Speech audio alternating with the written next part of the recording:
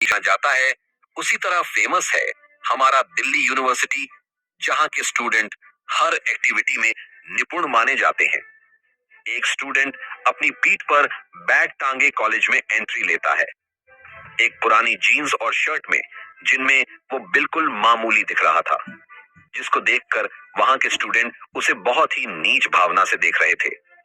वो लड़का दिखने में भी कुछ खास नहीं लग रहा था, मगर उसकी पर्सनालिटी उसके चेहरे और पहनावे से मैच नहीं कर रही थी, क्योंकि उसने आंखों पर मोटा चश्मा लगाया हुआ था और बाल चिपके हुए थे, जो कि उसे गरीब बना रहा था। इसके बावजूद उसके शरीर की बनावट अलग ही बता रही थी। 6 फीट की हाइट, दिखने में उसका शरीर कसरती लग रहा था। ये कोई और नहीं, हमारी कहानी का हीरो राजवीर सिंह।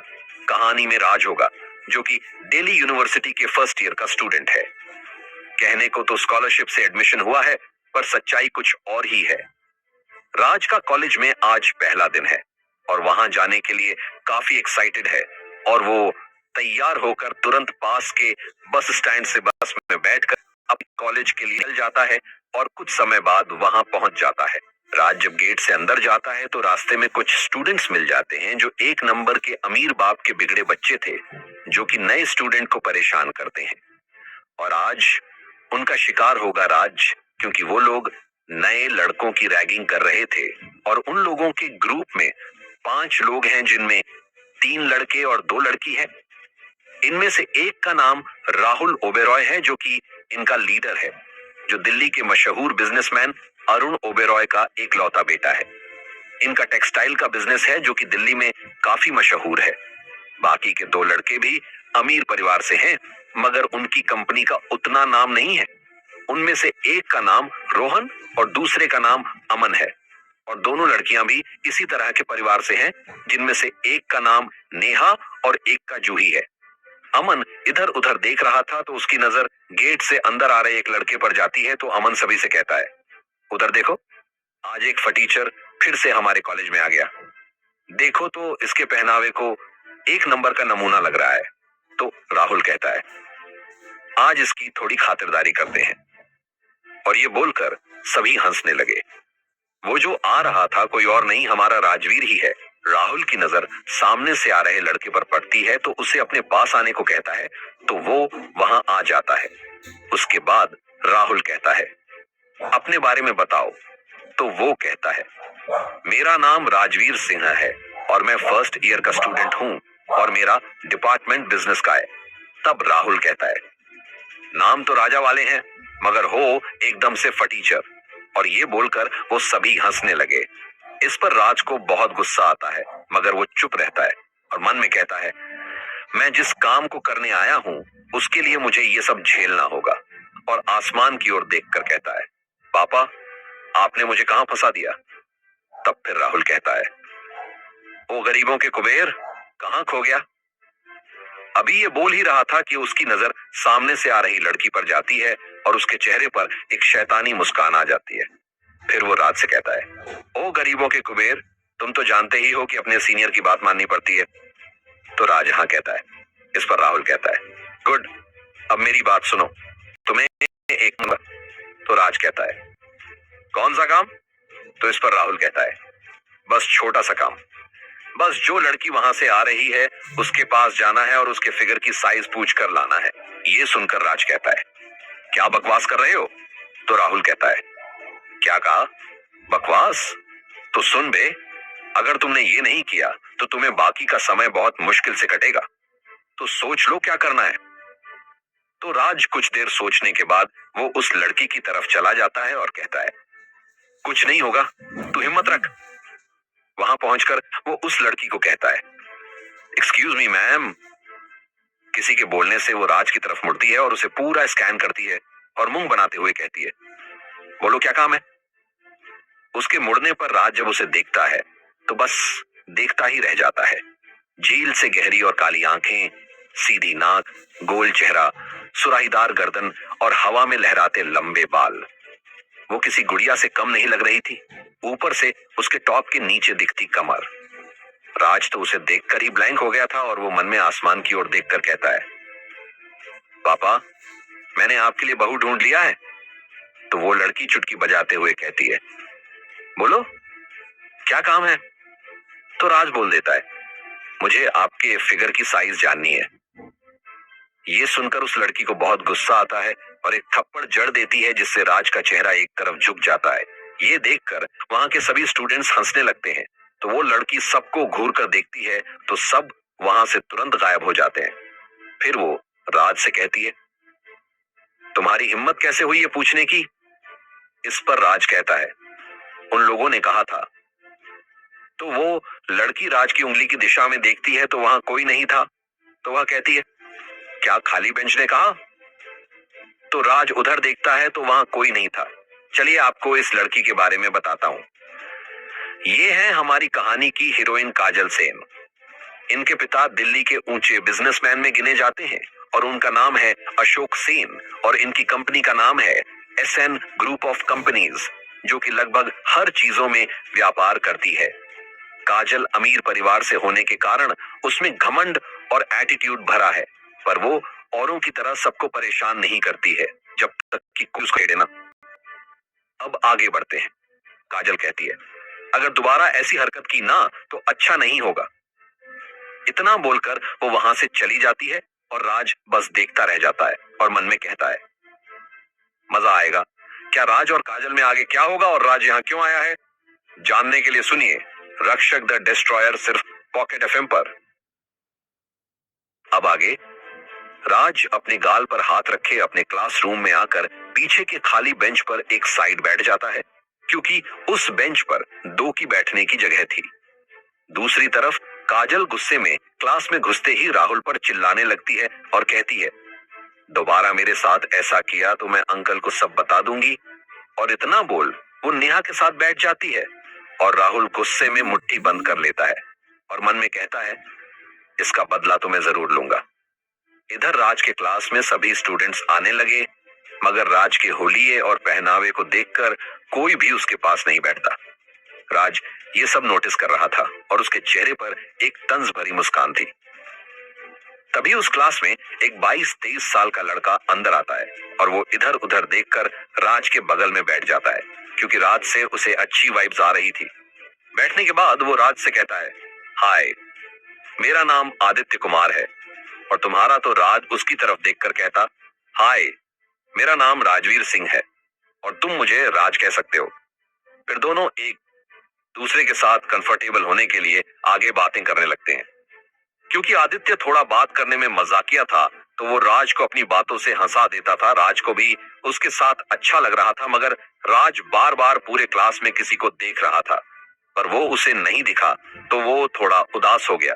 तभी क्लास की बेल बजी तो क्लास के अंदर लगभग 28-29 साल की एक खूबसूरत महिला आती है, जो कि वहां की प्रोफेसर है और इनका नाम वैष्णवी राजपूत है। ये भी दिल्ली के एक अमीर परिवार से है, लेकिन इन्हें पढ़ाने का शौक था तो ये प्रोफेसर बन गई। उनके आने के बाद सभी खड़े हो जाते हैं तो वो सभी को बैठने कहती है तो सभी बैठ जाते हैं। तो आदित्य राज से कहता है, इनसे बचकर रहना बहुत ही स्ट्रिक्ट है और पढ़ाई के मामले में इन्हें लापरवाही बिल्कुल भी पसंद नहीं है। फिर वैष्णवी आना शुरू करती है। करीब 1 घंटे के बाद वहां की बेल बजती है तो रुक जाती है और सभी से कहती है, मेरे क्लास में मुझे बीच में बोलने वाले नहीं पसंद। और वो पीछे के बेंच पर देखते हुए क्लास से बाहर चली जाती है। कुछ समय बाद वहां प्रिंसिपल प्रशांत माथुर आते हैं तो सभी लोग उन्हें गुड मॉर्निंग सर कहते हुए खड़े हो जाते हैं। तो वो भी सभी को बैठने का इशारा करते हुए कहते हैं, गुड मॉर्निंग बच्चों। तो सभी लोग बैठ जाते हैं। उनके बैठने के बाद कहते हैं, बच्चों, आपका फ्रेशर पार्टी का दिन अगले सोमवार को तय किया गया है और इसमें सिर्फ म्यूजिक से संबंधित प्रोग्राम होंगे। तो जो भी स्टूडेंट्स को इसमें रुचि है वो कल तक अपना नाम अपने क्लास टीचर को दे दें। इतना बोल वो चुप हो गए तो उनकी नजर राज पर पड़ी और थोड़ा सिर झुका लेते हैं, जैसे कि राज का सम्मान कर रहे हो। उसके बाद फिर वो वहां से चले जाते हैं। वहीं राज उनके ऐसे बिहेवियर से थोड़ा नाराज लग रहा था। तो वहीं सभी स्टूडेंट्स एक दूसरे से डिस्कस करने लगे कि कौन किस में भाग लेगा। तो आदित्य कहता है, राज तुम क्या करोगे? तो राज्य कहता है, मैं म्यूजिक के बारे में कुछ नहीं जानता। तो आदित्य कहता है, कोई बात नहीं। फिर राज्य कहता है, तुम क्या करोगे? इस पर आदित्य कहता है, मुझे डांस बहुत पसंद है, इसलिए मैं तो डांस करूंगा। ऐसे ही बातें करते और पढ़ाई करते आज का कोलाज खत्म हो जाता है और सभी लोग अपने घर की ओर चल देते हैं। राज अपने घर आकर फ्रेश होकर बेड पर लेट जाता है तो उसे बार बार काजल का चेहरा नजर आता है और राज के चेहरे पर मुस्कान आ जाती है और वो वहीं सब सोचते हुए सोने की कोशिश करता है। उधर राहुल काफी गुस्से में था और वो काजल से बदला लेने के बारे में सोच रहा था कि कैसे उसे काबू करे। तो उसके दिमाग में एक प्लान आता है। तो वो हंसने लगता है और अपने दोस्तों को फोन करता है और उन्हें कुछ कहता है। इधर राज की नींद 8 बजे खुल जाती है और वो फटाफट तैयार होकर अपने पार्ट टाइम जॉब पर निकल जाता है। कुछ समय बाद वो एक नाइट बार के सामने आकर रुकता है। फिर वो उसके अंदर चला जाता है क्योंकि राज यहाँ वेटर का काम करता है। इधर काजल राहुल के प्लान से अनजान कहीं जाने की तैयारी कर रही थी और उसके साथ नेहा भी वहीं बैठी थी। तो क्या प्लान कर रहा है राहुल और क्या बच पाएगी काजल इस प्लान से? जानने के लिए रक्षक द डिस्ट्रॉयर सिर्फ पॉकेट एफएम पर।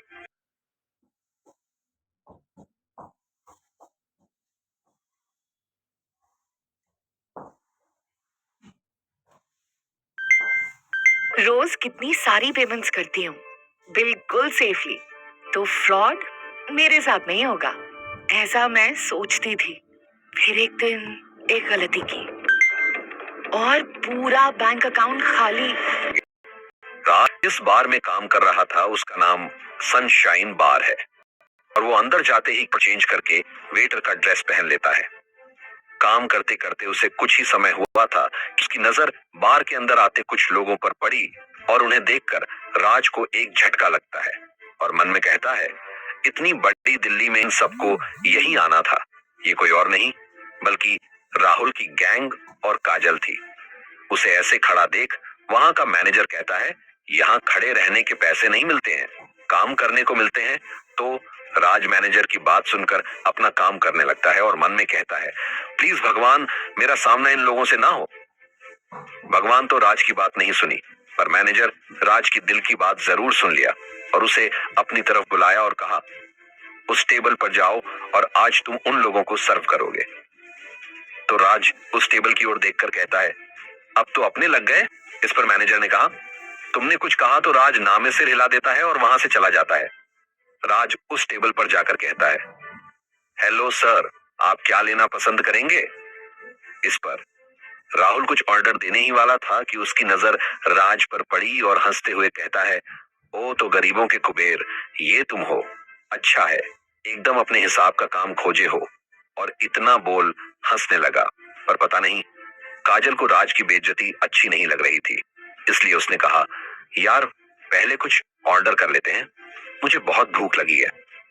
काजल अब राज से नाराज नहीं थी क्योंकि नेहा ने उसे सब बता दिया था, इसलिए शायद राज के सीधा और सरल व्यवहार पसंद आ रहा था, इसलिए उसका बचाव कर रही थी। राहुल काजल की बात सुनकर तुरंत राज को कुछ ड्रिंक्स और कुछ खाने की चीजें लाने का ऑर्डर दे देता है, जिसे राज नोट करके चला जाता है और कुछ समय बाद सारी चीजें लेकर टेबल पर लगा देता है और फिर कहता है, आपको और भी किसी चीज की जरूरत हो तो आवाज दे दीजिएगा मैम। तो काजल उसे जाने का इशारा करती है तो राज वहां से चला जाता है। उसके बाद काजल कुछ खाने के बाद एक सॉफ्ट ड्रिंक पीती है और वहां से डांस फ्लोर पर जाकर डांस करने लगती है। और इधर राहुल रोहन और अमन को कान में कुछ कहता है और रोहन के हाथ में कुछ दे देता है। इधर अमन अपनी बातों में नेहा और जूही को फंसा लेता है। जब दोनों का ध्यान बातों पर होता है तो रोहन काजल के ड्रिंक में कुछ मिला देता है और राहुल की ओर थम्स अप का इशारा करता है। आप लोग सोच रहे होंगे कि काजल और राहुल में क्या कनेक्शन है, तो उन दोनों के पिता आपस में दोस्त हैं और राहुल के डैड काजल को अपने घर की बहू बनाना चाहते हैं और काजल के डैड भी यही चाहते हैं, मगर काजल ये नहीं चाहती, मगर डैड की वजह से वो राहुल के साथ आ जाती है। इधर काजल डांस करते हुए अपने टेबल के पास आती है और अपना ड्रिंक पी लेती है और डांस करने लगती है, मगर उसका सिर थोड़ी देर बाद घूमने लगता है तो वो वॉशरूम की तरफ जाती है। इधर कुछ समय बाद राहुल की नजर डांस फ्लोर पर जाती है तो काजल उसे दिखाई नहीं देती है। तो वो रोहन से कहता है, वो कहाँ गई? तो सभी वहां देखते हैं तो काजल नहीं दिखती है। तो सभी लोग परेशान हो जाते हैं और उसे ढूंढने लगते हैं। वहीं राहुल रोहन से कहता है, उस पे ड्रग्स का असर शुरू हो गया होगा, उसे जल्दी से ढूंढो, नहीं तो सब प्लान खराब हो जाएगा। इधर काजल जैसे तैसे होश संभालते हुए वॉशरूम की तरफ जा रही थी। कोई उसे अपनी गोद में उठा लेता है, पर ड्रग्स के असर के कारण काजल को कुछ समझ में नहीं आ रहा था और वो उसे उठाकर बाहर ले जा रहे थे। मगर राज देख लेता है और गुस्से में उनके पीछे चल देता है। अब तक वो काजल को पार्किंग में लेकर आ गया था। वो काजल को गाड़ी में डालने ही वाला था कि किसी की दमदार आवाज सुनाई देती। वो कह रहा था, छोड़ दो उसे। उसकी आवाज को सुनकर वो उधर देखता है तो एक वेटर उसके पास आ रहा है। तो वो अपने आदमियों को बुलाता है और 7 लोग वहां आ जाते हैं। तो वो आदमी राज से कहता है, ओ वेटर, जाकर अपना काम कर, हमारे बीच में आने की कोशिश मत करना वरना फालतू में मारा जाएगा। ये बोलकर वो सभी हंसने लगते हैं। तो राज भी हंसते हुए कहता है, मैं तो अपना काम ही करने आया हूँ, वो समाज की गंदगी को साफ करने। और वो गुस्से में कहता है, अगर अपने पैरों पर चलकर जाना चाहता है तो छोड़ दें उसे। ये सुनकर उन लोगों का लीडर अपने आदमियों से कहता, इसके हाथ और पैर तोड़ दो।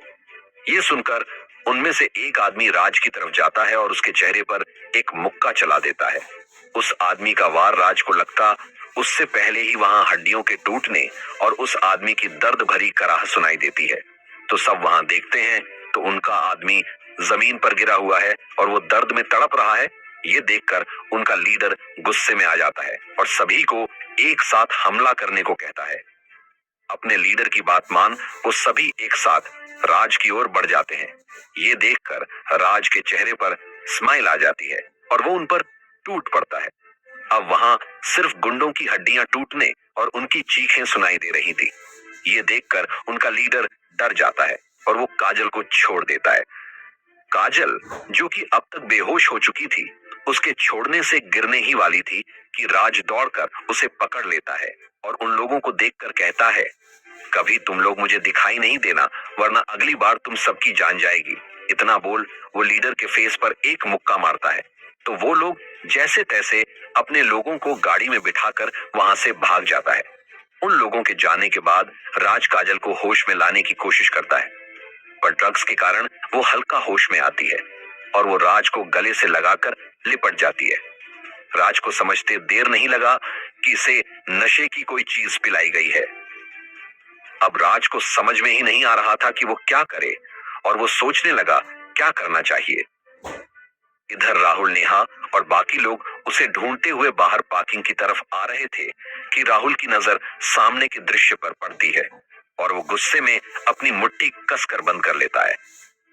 आखिर राहुल ने बाहर क्या देखा और काजल को पता चलेगा कि उसके साथ क्या हुआ और राज ने उसकी मदद की, या राहुल राज को फंसाने की कोशिश करेगा? जानने के लिए सुनिए रक्षक द डिस्ट्रॉयर, सिर्फ पॉकेट एफएम पर। अब आगे। जब राहुल बार से बाहर निकला तो देखा कि राज काजल को अपने गले से लगाकर गोद में लिया हुआ है। ये देखकर राहुल गुस्से में उस पर चिल्लाने ही वाला था कि उसके दोस्त रोहन ने उसका हाथ पकड़ लिया और उसके कान में कुछ कहा। ये सुनकर राहुल के चेहरे पर मुस्कान आ गई। उसके बाद रोहन ने अपना मोबाइल उठाया और राज और काजल का वीडियो बनाने लगा। और इधर राजवीर काजल को होश में लाने की कोशिश कर रहा था। तभी काजल की दोस्त नेहा वहां आ गई और काजल को अपने साथ बार के कमरे में ले गई। नेहा काजल को बाथरूम में ले गई और शावर के नीचे खड़ा कर दिया। जब शावर का पानी उसके शरीर पर पड़ा तो उसे धीरे धीरे होश आने लगा।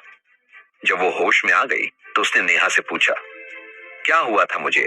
नेहा कुछ कहने ही वाली थी कि किसी के दरवाजा खटखटाने की आवाज आई। आवाज सुनकर नेहा ने दरवाजा खोला और रोहन, राजवीर के साथ सभी लोग अंदर आ गए। उसके बाद राहुल ने काजल से पूछा, तुम ठीक हो ना? राहुल के पूछने पर काजल ने उससे पूछा, क्या हुआ था? तभी राहुल ने कहा, किसी ने तुम्हारे ग्लास में नशीली दवा मिला दी थी। दवा मिलाकर कोई तुम्हारा फायदा उठाना चाहता था। ये सुनकर काजल ने गुस्से में कहा, क्या बकवास कर रहे हो? कौन था वो? उसके ये पूछते ही रोहन ने मोबाइल में बनाया वीडियो काजल को दिखाने लगा। वीडियो देखते ही वो राजवीर की तरफ बढ़ी और उसके गाल पर एक चाटा मार दिया, जिसके कारण उसका चेहरा लाल हो गया और वो हैरानी से काजल की तरफ देखने लगा और उससे पूछा, मैंने क्या किया है? ये सुनकर काजल ने गुस्से से पूछा, मैंने तुम्हारा क्या बिगाड़ा था कि मेरे साथ ऐसी हरकत करने की कोशिश की? राजवीर को तो कुछ समझ में नहीं आया कि उसके साथ क्या हो रहा है। तभी राहुल और उसके दोस्तों ने काजल के गुस्से को बढ़ाने के लिए आग में घी डालने का काम किया और कहा, काजल, जब ये तुम्हारे लिए ग्लास लेकर आ रहा था तो मैंने इसे उसमें कुछ मिलाते हुए देखा था। तभी इस पर मुझे शक हुआ था और तभी से हम लोग इस पर नजर रख रहे थे। जब काफी देर से तुम वॉशरूम से बाहर नहीं आई तो हम लोगों को इस पर शक हुआ और तुम्हें ढूंढते हुए बाहर निकला तो देखा कि राज तुम्हें गोद में उठाकर ले जा रहा है। ये सुनकर राजवीर तो शॉक हो गया और वो कुछ कहने ही वाला था कि काजल ने गुस्से में कहा, दो कौड़ी के आदमी, तुम्हारी हिम्मत कैसे हुई ये सब मेरे साथ करने की? तुम्हें इसकी सजा जरूर मिलेगी। और उसने राहुल की तरफ देखकर कहा, मैनेजर को यहां बुलाओ। ये सुनकर राहुल ने रोहन को इशारा किया और रोहन मैनेजर को बुलाने चला गया। कुछ देर बाद रोहन और मैनेजर आ गए। उसके बाद मैनेजर ने पूछा, क्या हुआ मिस सेन? उसके ये पूछते ही काजल ने उसे सब कुछ बता दिया। ये सुनकर तो उसके पैरों तले जमीन खिसक गई। फिर वो हैरानी से राज की तरफ देखा और मिस सेन से पूछा, क्या मैं इसे पुलिस के हवाले करूं? ये सुनकर राज हड़बड़ा गया और उसने काजल से कहा, मैंने ये सब नहीं किया है। वो इसके आगे कुछ कहना चाहता था लेकिन वो चुप रहा। तभी काजल ने कहा, तो क्या मैं तुमसे कुछ पूछ रही हूं? राज बोला, कुछ नहीं, क्योंकि अगर अपनी सफाई देता तो उसे सब कुछ बताना पड़ता, इसलिए वो चुप रहा। फिर बस इतना ही कहा, मैं इतना नीचे नहीं हूं जो कि किसी लड़की के साथ ऐसी हरकत करूं। इतना कहकर वो चुप हो गया। तभी मैनेजर ने कहा, मिस सेन, पुलिस को बुलाऊं?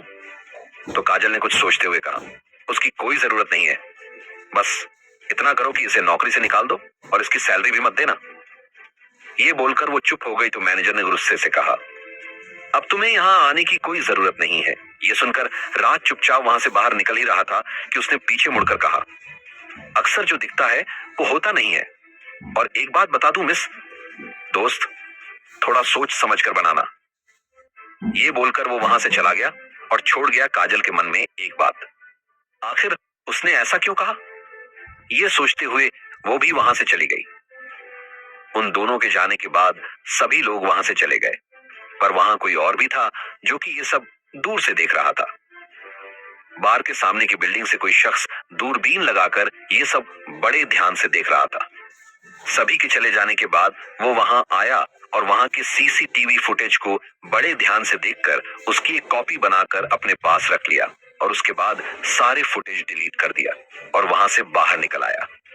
बाहर आने के बाद उसने अपना मोबाइल निकाला और किसी को फोन किया और कहा, मैंने उन्हें ढूंढ लिया। ये सुनकर उधर से एक भारी लेकिन कड़क आवाज आई, उनका ध्यान रखना, चाहे कुछ भी हो उन पर नजर बनाए रखना, और एक बात और, जब तक जरूरी ना हो तब तक उनसे दूरी बनाए रखना। उधर की बात सुनकर वो शख्स बोला, मैं समझ गया। इधर बाढ़ से आने के बाद राज आज के बारे में सोच रहा था। तभी उसने फैसला किया कि वो कभी भी काजल की मदद नहीं करेगा। ये सब मन में सोचकर वो वहां से उठकर किचन में चला गया और अपने लिए खाना बनाने लगा। और फ्रेशर पार्टी के बारे में सोचकर वो मन ही मन खुश हो गया। क्या राज ऐसा कर पाएगा? और कौन था वो आदमी? क्या राहुल और कोई